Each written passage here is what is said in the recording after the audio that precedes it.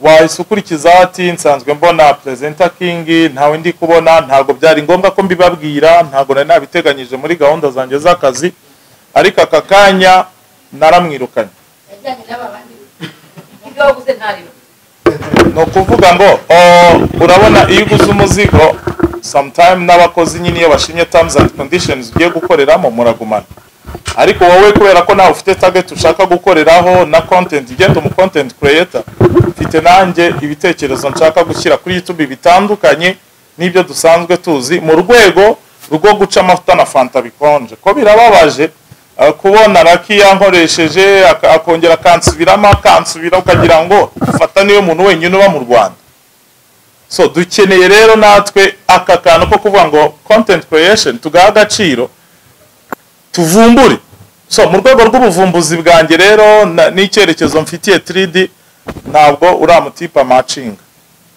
So kuba ta matching rero ubwo nyine wa mugana wabivuze ngo nta rugo rwubakira urundi. So bact na Emi ni Emi ni umukozi, bact ni boss.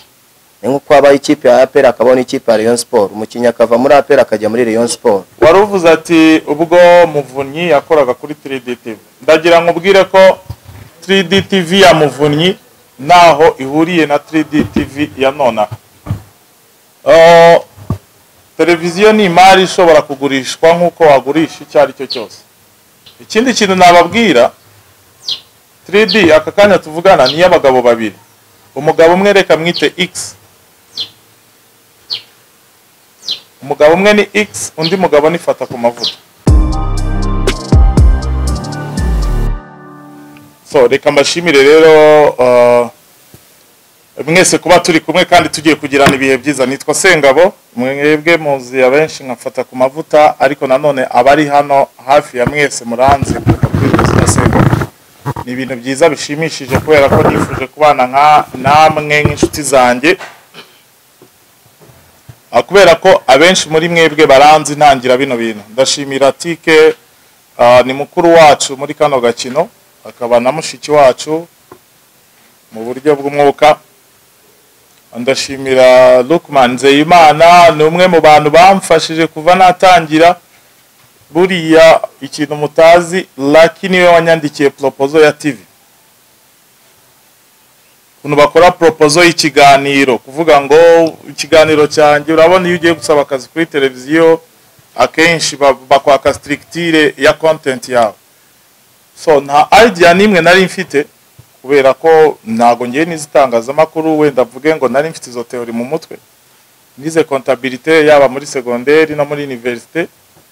So Lucky rero twarakonaganaga muri guma icyo gihe nakoraga nk'ibyo namwe mukora, nanjye nakoreshaga kamera. Lucky yari umunyamakuru, ngiye naramufirimaga ku kazi twabaga dushinzwe.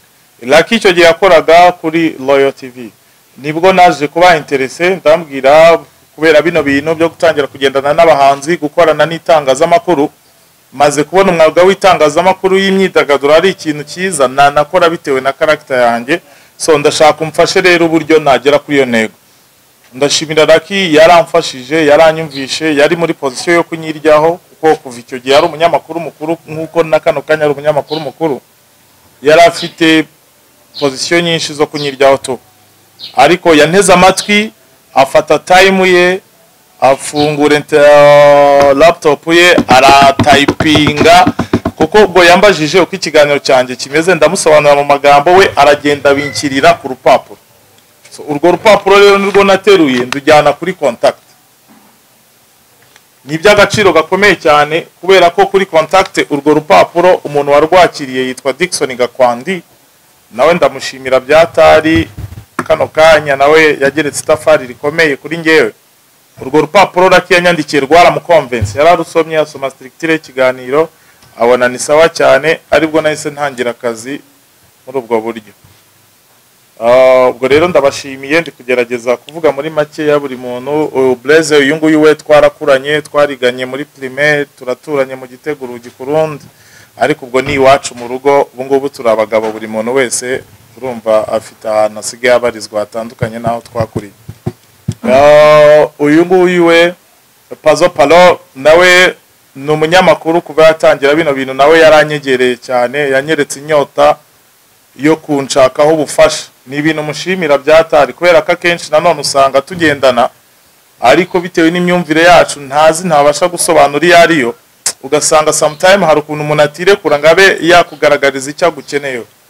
So yaje rero ndamushimiye nawe byatari. Ndashimira urugendo online TV, nta gihe kinini gishize nziranye na Gakire, ariko iminsi mike yatuziranye tumaze kugirana ibihe byiza. Mu by'ukuri rero ndanashimira n'abakamera operators muri gufata amajwi n'aya mashusho, ubwo namwe muhagarariye abona mentioningaga, namwe n'iby'agaciro kubana namwe. Undi muntu nubwo nawe ari bwa gisa nk'ubwaza yitwa Jaras nawe ni inshuti yanjye magara. Twubatse ubushuti bwacu igihe twari turi kuri media house ebyiri zitandukanye. Icyo gihe yari ari ku Isango Star, njyewe nari ndi kuri Contact, ariko Jaras buriya ni umuntu nawe uzi gukorana n'abahanzi cyane, bitari gupromotinga no gukina indirimbo zabo gusa, ahubwo nawe muri system ya marketing no gucuruza abahanzi ni umuhanga cyane. Ibitaramo bigihari tugikorera amafaranga, nawe buri cyumweru yabaga afite ukuntu ari bukorane n'abahanzi, buri muntu wese tukabasha gutunga urugo. So kubera ko nanjye rero nyuma y'itangazamakuru nanjye nkorana n'abahanzi yaba muri management yabo n'ibindi bitandukanye, Jaras twagiye duhurira ku bintu byinshi, cyane cyane gutegura ama event. Aka kanya Jaras mana yaraduhuje, twese turi kuri Flash TV and Flash FM, niho tubarizwa. Urumva mu by'ukuri ukurikiza ibyo ngibyo mbabwiye, hano duhari tumeze nk'umuryango, kuko twese turaziranye mu buryo bwimbitse. Abantu navuga naziranye nabo cyane ni bariya bakamera operators. So ni nacyo kintu rero nashingiyeho mvuga ngo abenshi mwaramenye murankunda kuri Contact FM and Contact TV. Kano kanya ndi gukorana na Contact, ndi gukorana na Flash TV and Flash FM. Byarabatunguye abenshi muri mwebwe kumbona noneho nafashe umurongo ngenderwaho nanjye wo kwinjira muri online TVs, noneho mukambona ku zina rya 3D TV. Abantu benshi baratunguwe kubera ko bumvaga Fatakumavuta naramuka afashe icyemezo cyo gukorera kuri YouTube, ashobora kuzakorera kuri YouTube yitwa Fatakumavuta, kubera ko ndayifite kandi nini, ndayifite content kuva mu 2012. Ndahamya ko ndi mu bantu ba mbere bafite content za kera kuri YouTube, kubera ko YouTube yanjye yitwa Fatakumavuta, wigiyeho urasanga upload zayo za mbere nizo muri 2012. So nari mfite rero iyo challenge yo kuvuga ngo noneho nzakorera kuri YouTube cyangwa se nzajya he. So kubera ko mwese mubizi mfite album yitwa Fatalogy, na album abantu benshi batavugaho rumwe, kubera ko bamwe bavuga ko ntayihari, abandi bakavuga ko ari agatwiko katinjiza.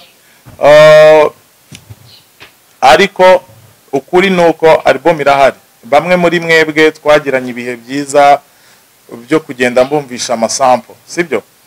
Noneho rero kubera ko nteganya umwaka utaha ndateganya kwiyitaho cyane kubirebana n'ubuhanzi.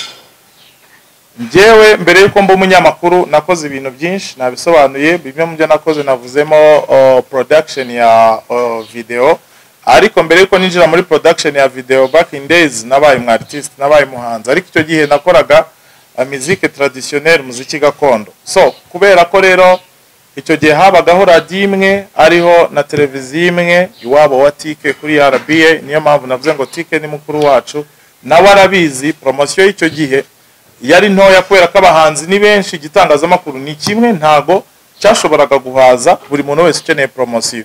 Ibyo bintu rero byambereye imbogamizi,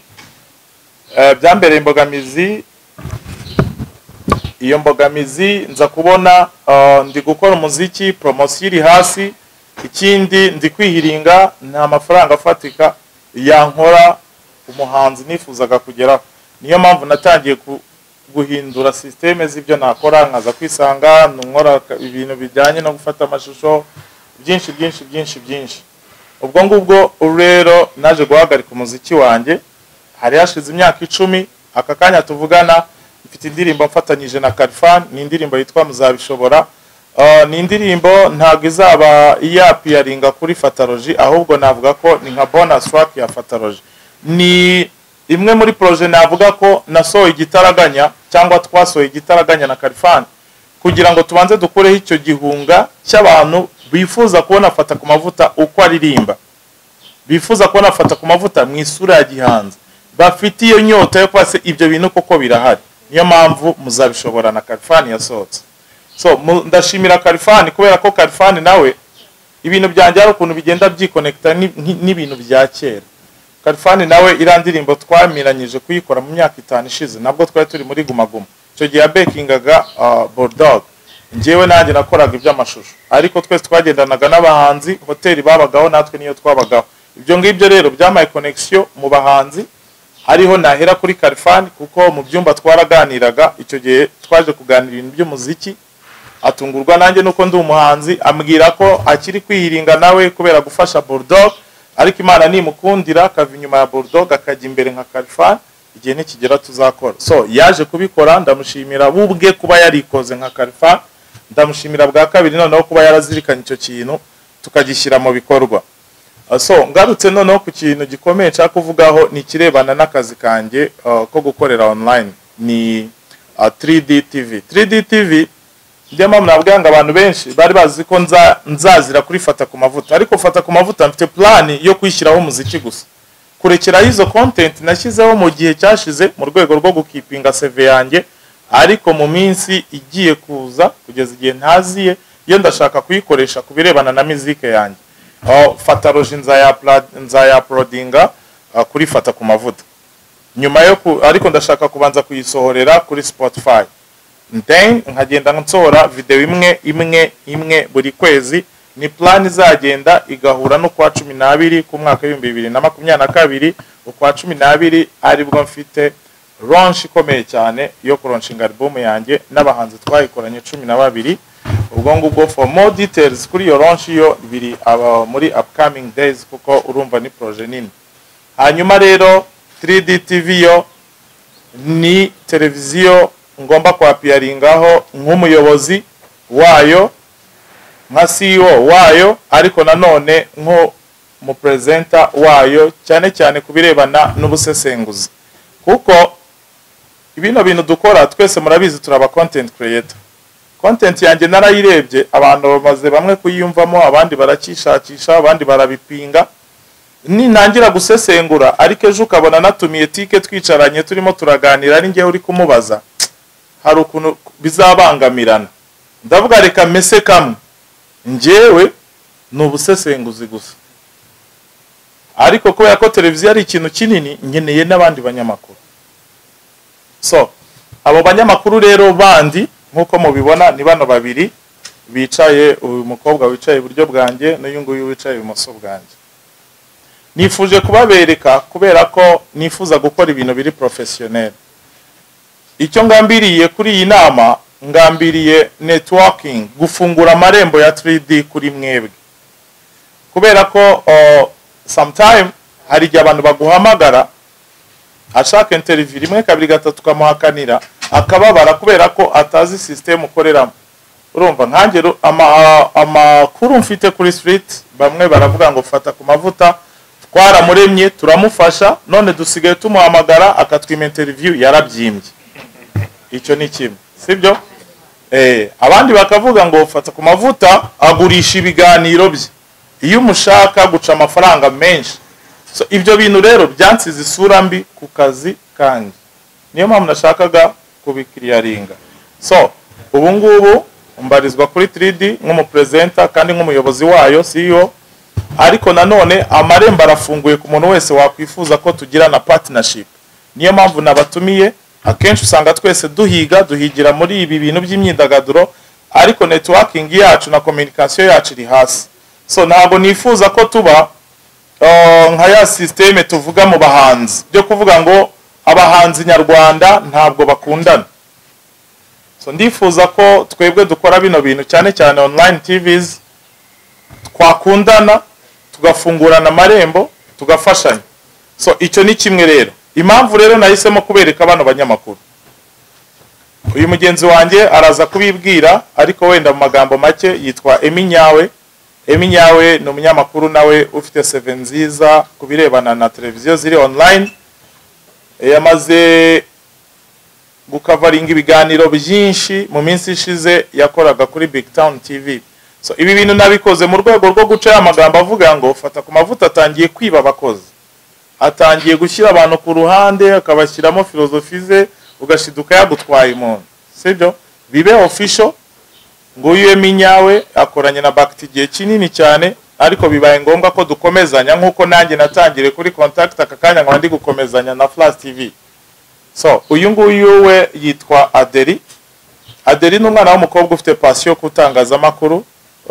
Tike Adeli aragukunda ku rwego rwo hejuru, ndizera ko araza kubyivugira. No munsi mwiza kuri wo guhura n'umuntu umwenspira ku rugero rurenze urw'abandi. Adeli yize itangazamakuru yaba muri segonderi no muri university. So Adeli rero akaba nawe ari umupresenter w'umukobwa ugomba kuzajya agaragara kuri 3D TV, ariko aba presenter ba 3D TV noneho bo baragaragara. Murabizi abenshi muri twebwe dukora bino bintu ntago bakunda kugaragara muri flame. So aba presenter ba 3D TV yaba Emi yaba uyu nguyu bose baragaragara kuri televiziyo. Ubwo ngubwo rero mu magambo makeya nibyo ngibyo nabahamagariye byo kugira mbamurikire imikorere yanjye kuri online TVs, imikorere yanjye kuri 3D TV, noneho nabamurikire itimu ndi gukorana nayo mu rwego ruri official kugira duce ibyo bihuha byo kuvuga ngo bibye abanyamakuru, bibye abakozi n'iki. Ibyo ngibyo tugiye gukurikizaho guha iminota mikeya ishoboka kugira ngo nabano babibwire imigabo n'imigambi yawe wenda n'utuntu n'utundi mu minota mike. Hanyuma ibyo ngibyo nibirangira turaza murangira inama ari ukubanza, kubera ko urumva nifuje gusangira namwe iminsi mikuru tukarangiza umwaka tuziranye twishimye. Hari ifunguro nifuza ko dusangira. Murangira inama niba bano barangije kubibwira twakurikiza ifunguro tukaza kubaza ibibazo turi kurya, cyangwa twabanza ibibazo then tukarya nyuma turagihitamo tu.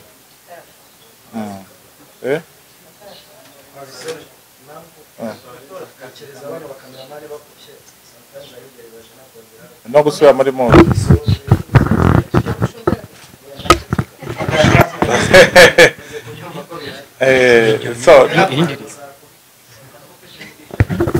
noneho rero ubwo ngubwo nitumara kubaza ibibazo ndifuza ko aba bakozi ba 3D TV amasezerano yabo nagiranye nabo ndayafite, ariko ntago nkuko mubizi amasezerano ni abari internal secret services, ntago nifuza ko tuyababwiraho byinshi.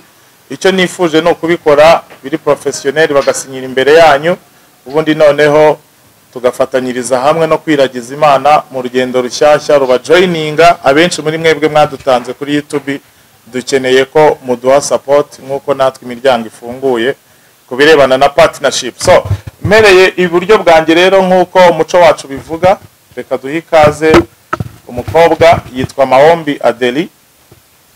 Ubwo ngubwo wenda haragira umuntu umwe udufasha kuba ya deplacer micro kugira ngo twese bigende neza.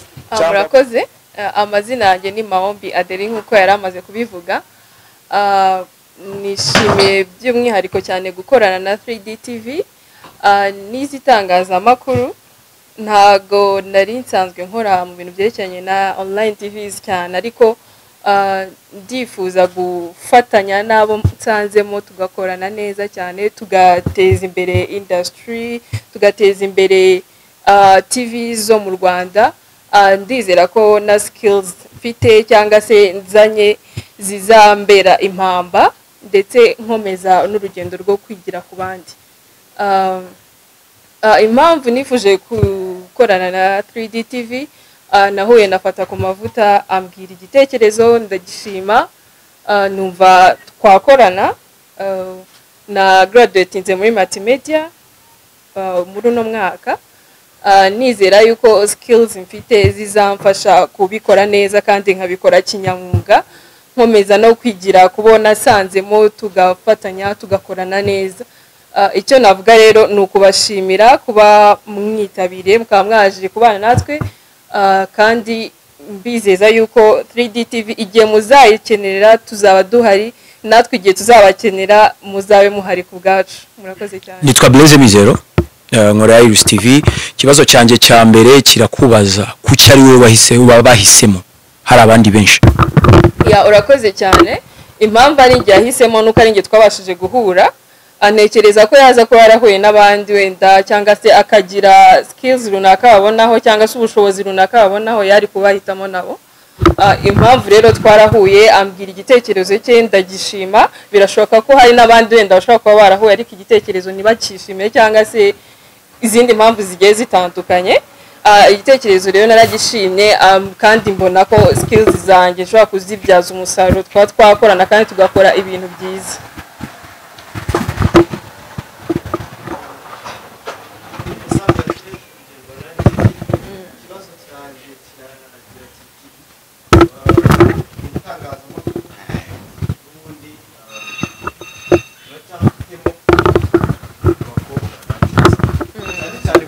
YouTube nuza muri YouTube urasanga nahari bake cyane. Uzanye izihe mbaraga kugira ngo uhindure agakino byibuza n'abandi bantu bari inyuma baba abanyeshuri cyangwa se abandi bantu bashaka kuza muri system iri online bagufatireho urugero cyangwa se bakwigira? Urakoze cyane. Nkuko nabivuze, hari skills mfite, hari ibyo nigiye muri multimedia nshaka gushyira muri practice. Uretse n'ibyo kandi nubwo ntakoze kuri online TVs ariko nagiye nkora mu bitangazamakuru bigiye bitandukanye hano mu Rwanda, ntari buze kuvuga amazina yabyo, ariko nagiye mpakora, nagiye menya imikorere igiye itandukanye, nagiye nkurikirana itangazamakuru ryo mu Rwanda muri rusange. Ndizera yuko nubwo umubare w'abakobwa ukiri mutoya ariko bakwiriye gutangira nabo kumva ko birashoboka ko n'umukobwa nawe ashobora kugenda akaba yakora kuri online TV, akaba yakora ibintu byiza, akaba yakwinspira abandi bantu benshi. Nta zindi mbaraga zihambaye nitwaje. Murabizi ko ubuzima ni ishuri, niyo umaze imyaka myinshi mu itangazamakuru uhora wiga, uhora widokimenta. So ndizera ko nkurikije ibyo nje mpasanga nzakomeza kugenda nigira kuba ntanzemo cyane abamazemo igihe kinini nkomeza kwidokimenta. Ndizera ko bizagenda neza kandi nzabikora neza cyane. Murakoze cyane. Atike nakuze ari umumama nkunda cyane, nakurikiranaga ibiganiro bye byinshi bigiye bitandukanye. Ni umuntu kameme twafatiraho icyerekezo cyane nk'abakobwa bari kujoininga uyu mwuga w'itangazamakuru, kuko awumazemo igihe kinini kandi akazi ke agakoraga neza cyane, bikatwinspira. Kuko nka mbere ntago nkanjye umukobwa nari gutekereza ngo nzajya kuba umupresidenta cyangwa nzajya mu itangazamakuru. Washoboga kumva ko ni iby'abagabo, ni iby'abasaza bacu gusa. Ni iby'agaciro cyane kuba ari ahangaha. Ni umuntu mp'agaciro cyane, wenda ni ubwa mbere tugize amahirwe yo guhura, ariko ni umuntu mp'agaciro cyane kuko ubona ko ibintu bye abikora bishizeho umutima, abikora ubona ko afite passion, afite icyo ashaka kugeraho. Rero ni iby'agaciro cyane kandi yaduhaye urugero rwiza, yarakoze cyane.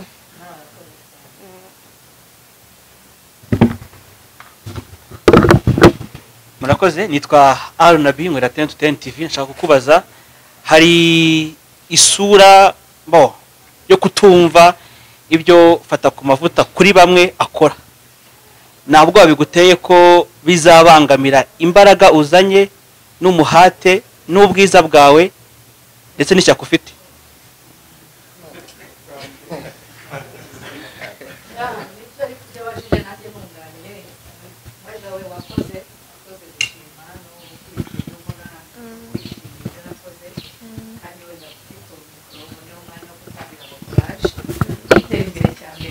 umwana w'umukobwa no kwicisha bugufi, none ko buri we wagafashe ukagira urenga ntago uzagera kure, ahubwo no kwicisha bugufi no gukora ibintu ubikunze kandi ubikeneye. Courage, karibu mu gakino. Musanze inzira twaraziharuye ntago bikigoye nka kera twinjiye mu itangazamakuru badufata nk'abandi bantu batangaje, bakumva yuko umugore uri kuvugira ku yindi level, akoresha ibiyobyabwenge. Uriya mugore ameze atya. Abashima cyane abantu batacitse intege barimo banita baje bafite imbaraga kugeza uyu munsi. So nawe courage kandi karibu.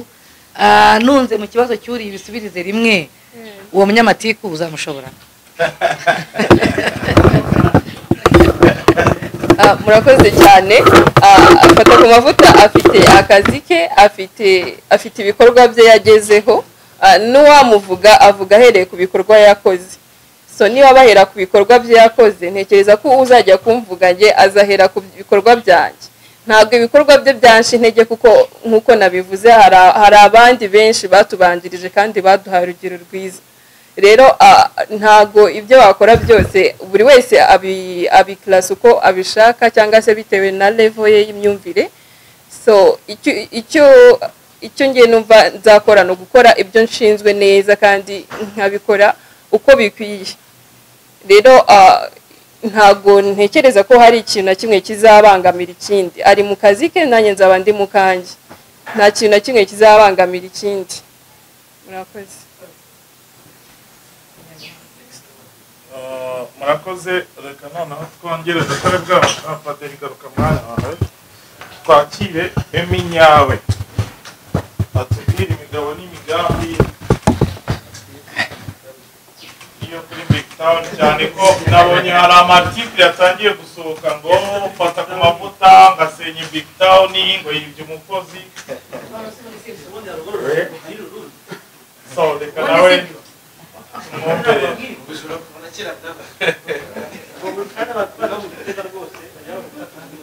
mwari muri aha ariko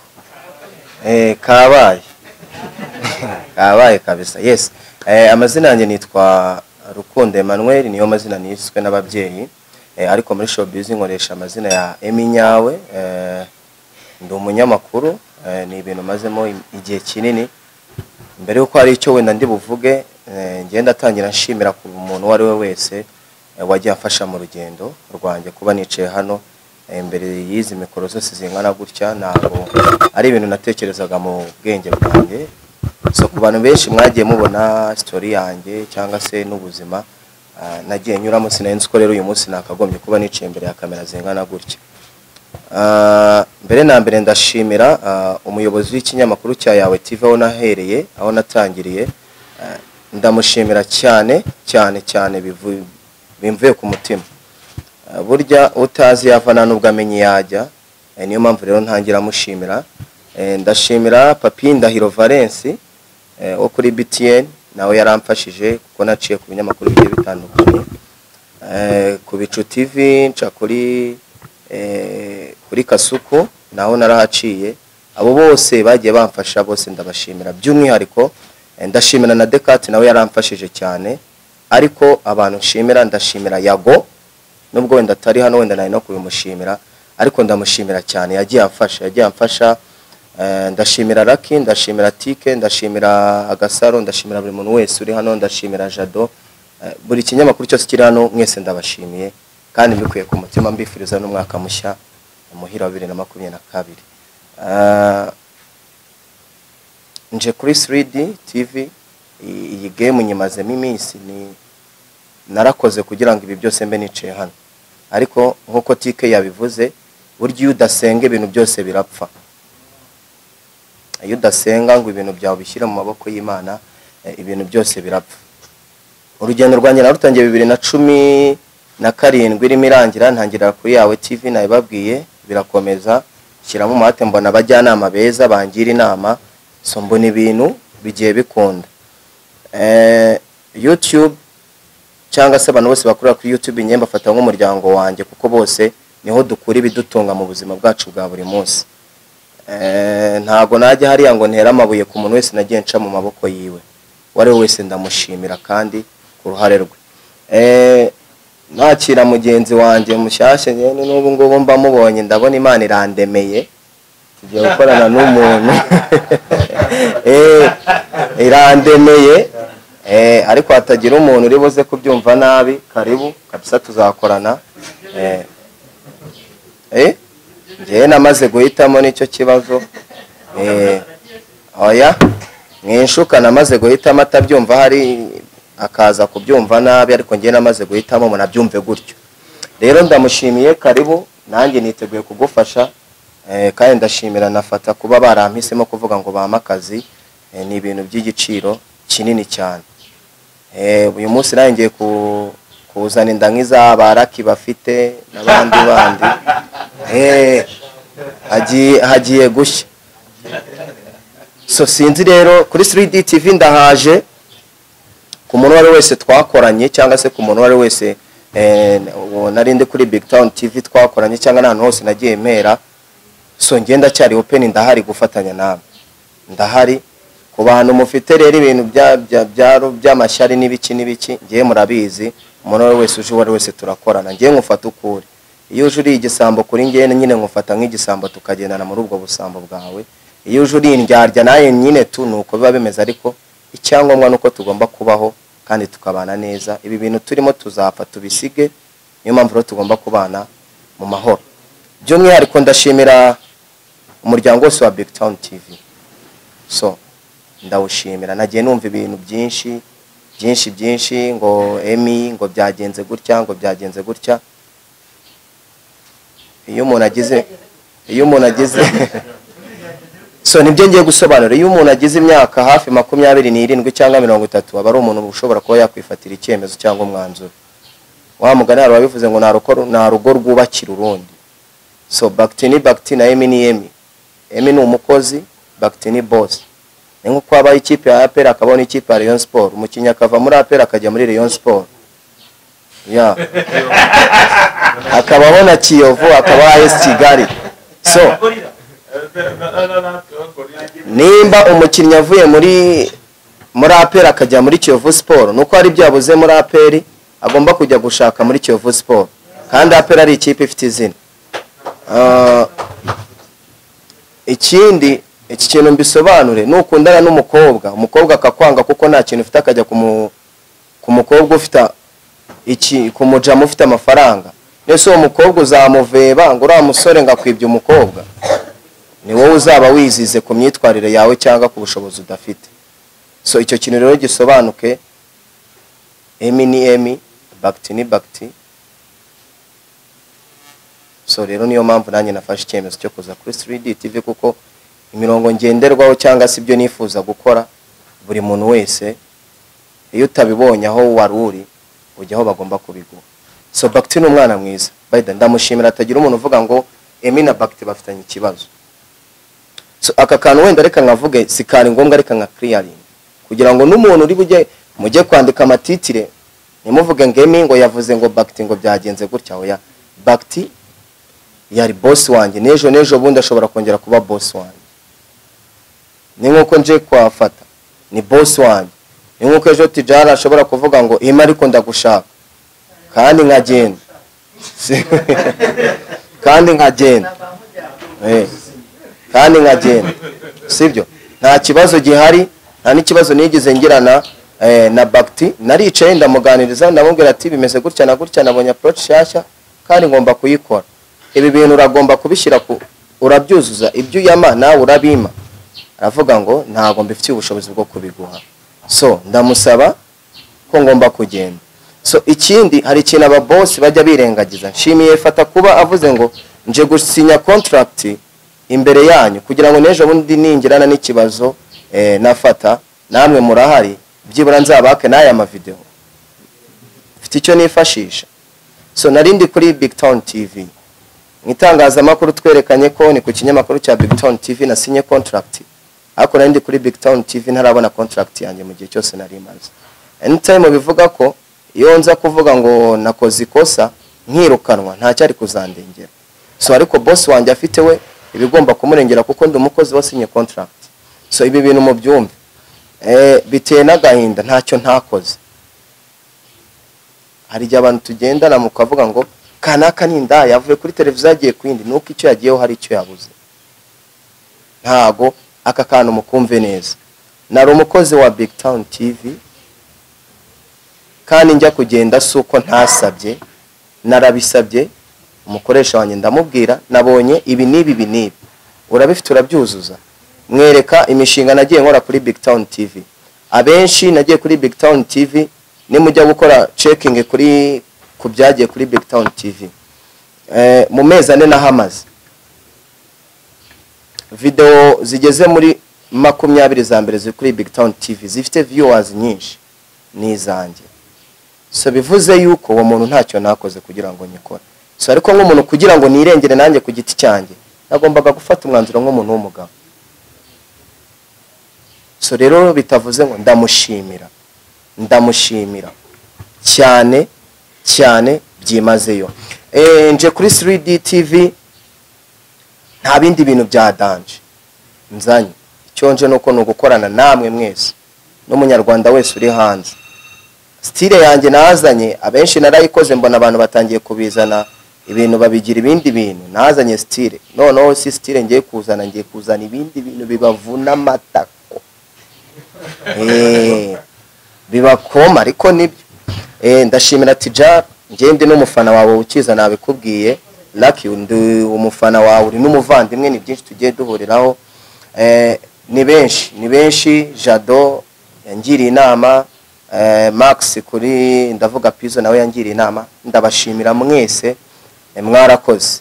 Tujye mwaka 2022 ibyo mutigeze mubona kuri YouTube. Nagenza na content nyinshi abantu bawe benshi bakagenda nyine bazi n'ubundi ziracyaza, muzaziriraho paka. Ndahari naho nagiye. Imana ibaho umugisha, ndabakunda cyane. I love you so much. Buri muntu wese wamfashije, bose nabavuze kugeza no ku boss wanjye wa nyuma twari turi kumwe. Ubunje mu rundi rugamba rushyashya. Fatakumavuta ni byinshi ajya avuga, wenda nicyo kibazo mpita nyivuga. Ni umusesenguzi, ariko nubwo ari boss wanjye ari byo azasesengura, nitudahuza tujya impaka mu kiganiro, niko kazi tugiye gukora. So rero ndi tayari gukorana namwe. Tijara numamagara nzakwitaba, Lucky numamagara nzakwitaba, Sam numamagara nzakwitaba, Iris urugendo Agasaro Jalas mwese nzabitaba. Ndi hano ku bwanyu, ndi hano kubwo umunyarwanda uwo ari we wese wifuza ko musupportinga cyangwa se mufasha muri ibi bintu. Ubwo rero waba ufite ikibazo icyo ari cyo cyose yambaza, ubundi nkamusubiza, ubundi tukirira inkoko baduteguriye. Wenda we baranyaprocinze nkuko umuntu wari wese yifuje umuntu mwifuza, avuga ati bigende gutya. Turicara turaganira, numva ibiganiro byanjye nawe birahuye, muha umurongo wanjye w'akazi ngenderwaho. So hari igihe aba boss baduha akazi bagashaka ko wenda tugendera ku bintu byabo sometime ariko by'amafuti. Bambwira njyewe ibintu byanjye mbishyira ku murongo kandi babiri clear. Nawe aranyumva aravuga ati ibi bintu nzabikurikiza nkuko binsabye, nanjye rambwira ibyo nzagusaba nawe ugomba kubikurikiza. So asaba ko dukorana, nawe ndamubwira ati ndi tayari. Ndanamubwira ati yewe ngibi ibyo navuganye na boss, hari abantu batavuga ngo ibintu byanjye biri clear. Turumvikana neza cyane, ibyo mugomba ndamubwira nzabigwa nawe, ibyo ngomba ntagomba kubima, kandi na bimwe nibyo mushimira yarabimaye. Ni trade. Okay, nanjye reka mbaze. Murakoze, nitwa Jado. Hanyuma nakwifuje ko wenda bact nawe yakaba yari hano. Ikibazo cyane kirabaza kiti ese nagumwa mutekerejeho, ubwo wenda niba kiri usubizwe na n'abatumiye abantu ari we boss wa 3D, waraza kutubwira kuki bact atari hano uyu munsi. Ubushize twabonye atandukana natwe kuri Iris TV yadushyigikiye. Ese naga abantu bashaka gutekereza ko harimo ikibazo? So nkuko nabivuze bwa mbere nabisobanuye kandi sinzi nimba wari uhari, nta kibazo kirimo, ntacyo. Nakubwiye ngo ugira imyaka 30 nka Jado wafashe icyemezo cyo kujya gushinga Iris, nibyo yaragusupportinze, ariko nanone iyo ataboneka ntabwo ari kumuveba. So rero ko bataje ntabwo nge namuveba, kandi nawe afite gahunda agomba gukora. Kandi nawe uri umubosi, tujye tuvugisha ukuri. Ukabona umuntu aragiye, ubu waza aho ngaho ukicara aho ngaho ukamubaza ibibazo kandi agiye koko. Tujye tuvugisha ukuri. Wakwicara Jado, ubu ufite umukameramani wawe yicaye hano, wamubaza ati kubera icyo ugiye kandi impamvu agiye uyizi. Uyambaza ngo kuki uvuye iwanjye. Murakoze, areka nibarize umuvandimwe igihari cyangwa icyo umuntu abona nuko wenda uranezerewe kubera ko wenda aho wari uri ntabwo hari habi, ariko abuje naho ntabwo nibyo nshaka kuvuga, ntabwo hari habi. Ariko ku bijyanye n'icyo ugomba kubona ku bijyanye n'agaciro kawe ntabwo hari heza, kubera ko impamvu wicaye hano ni uko aribyo wumvikanye na tuwidi, ukumva ko aribyo byiza kuri we kugira ngo ukomeze utere imbere cyane. Wakuyemo izihe nyigisho muri aka kazi dukora ka buri munsi, muri aka kazi ka online, muri aka kazi usanga umunsi kundi tugenda twunguka abavandimwe bashya? Wakuyemo izihe nyigisho kugira ngo n'umuntu ubirimo yumve agaciro ke, yumve ndetse n'icyo agomba guharanira nk'umuntu? So inyigisho ya mbere Lucky, urakoze. Inyigisho ya mbere nakuyemo ni ukubaha buri muntu wese usanze mu bintu, cyangwa se no gufata umuntu wese mu kigero arimo. Nicyo kintu cya mbere nakuyemo. Ikindi inyigisho naha wenda n'undi muntu uri inyuma, ibi bintu ntakubeshya birema akantu. Ese ubu ngubu nari kujya muri Mika nkakodesha ikoti bakari, ariko ubu ngubu kubera ko ndi hano hagengera gutya nawe arambwira ati ndakwambika mu ngwanye nta kibazo. So ibi bintu rero birimo amafaranga. Indi nyigisho nakuyemo nuko nasanze iyo urakariye umuntu we wese ataba kwanze cyangwa ashobora kugukorera ikosa kandi akarikora kubwo kwirengera kandi nta rundi rwango rurimo. Irindi somo nakuyemo, iyo utakoze ntacyo ugeraho, ariko iyo wakoze ugira icyo ugeraho. Ubuvandimwe muri ibi bintu bibamo shawapi, buri muntu arirware, buri muntu arwana intambara. Uyu munsi nshobora kujya gusaba content umuntu kandi yabonye akambwira ati ariko uriya muntu ni uwa mukuru wanjye, kandi mukuru wanjye ntabikunda, kandi ahantu ari nawe ari kuri YouTube. Ibi bintu nta rukundo bibamo, ariko burya umuntu natagukunda ukabibona, wowe uzamukunde azagera aho akumva. Nta wundi muntu usigaye.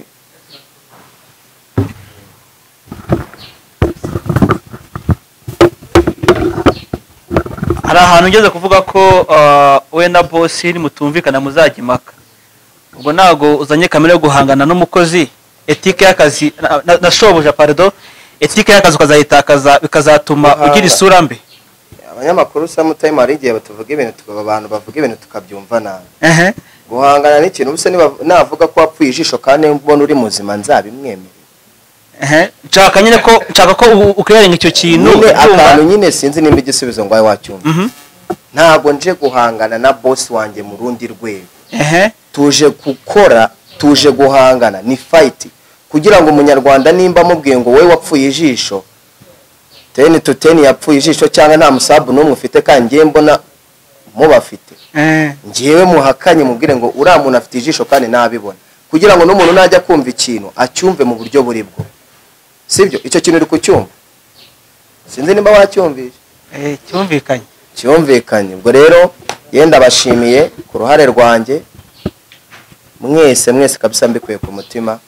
Igisigaye nungira ishyari naye nzakugirira ishyari, nunyanga naye nzakwanga, ningusaba content ukayinyima naye nzayikwima, ariko nuyima nzayiho. Dushyigikirane muri ibi bintu. Imana ibahe umugisha kandi umwaka mushyashya mwese uzababera uw'amataniro. Murakoze. TK yarakoze. Ikibazo ngiye nari mfite, hari team nini ya 3D TV, ngira ngo ubwo muvunyi yayivagaho yagiye ahandi arakora, ariko hari umugabo ntari kubona hano witwa Expert King.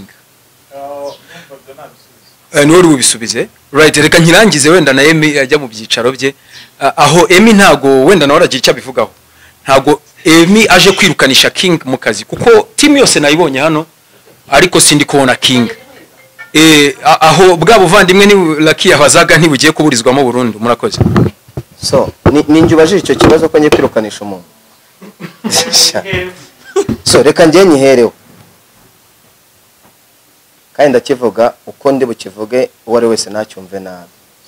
N'ubu uri umwataka ntukore imyitozo ihagije, hakaza undi mwataka ukora imyitozo, uzarya bench. Reka ngiye nyivuge gutyo. Kandi ikindi cya kabiri, kuba atari hano singiyewe bireba, birareba ba nyiri company. So King ni inshuti yanjye, ni n'umuvandimwe, niyemera ko dukorana neza tuzakorana, kandi nditari kumusupporting, kandi naye niteguye ko nawe azamfasha. Ariko nyine aticara ngo yumve ngo Emi ubwonje nje kwicara, nje gukora.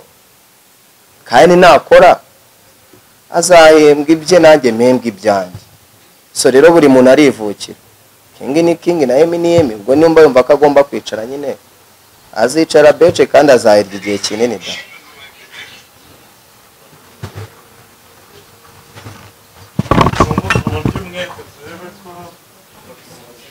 tugiye gusoza, ngiye kwakira ibindi bibazo bindeba nka bitanu, noneho duhite turya, then after yo kurya, kubera ko muri mwebwe hari abantu bankeneye njyenyine, turaza gufata buri muntu iminota itarenze 15, kuko turi benshi. Urumva umuntu afashe iminota 40, undi 40, undi 40, twarara hano 15. Umuntu wabinsabye mbere ya mwese ni Raki, yabimbwiye ejo.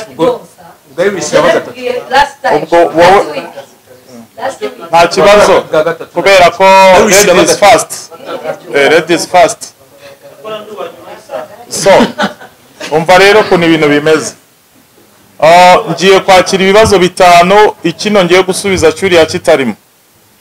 Waruvuze ati ubwo Muvunyi yakoraga kuri 3D TV. Ndagira ngo ubwire ko 3D TV ya Muvunyi naho ihuriye na 3D TV ya noneho.